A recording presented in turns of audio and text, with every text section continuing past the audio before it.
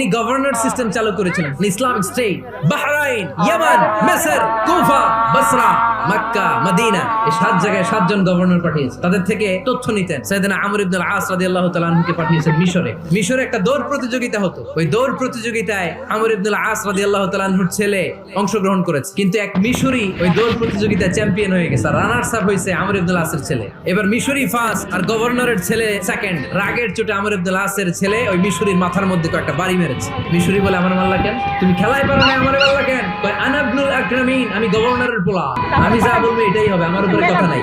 মিশরি ওইখানে আর ঝগড়া বাঁধায় নাই, মনে দুঃখ নিয়ে মদিনায় চলে আসলেন। এসে বললেন, আমিরুল মুমিনিন, একটা প্রতিযোগিতায় আমি চ্যাম্পিয়ন হয়েছে, ওনার ছেলে হয়েছে রানার আপ। বিচারটা দিছে কার দরবারে? ওমর ফারুকের দরবারে। ওমর ফারুক বললেন, যাই, আগামী বছরের অমুক তারিখ আমি সব গভর্নরদেরকে ডেকে হিসাব নিতে, ওই দিন তুই থাকবি। ওই দিন 7 রাজ্য থেকে 7 গভর্নর হাজির, গভর্নরদের ছেলেরাও হাজির।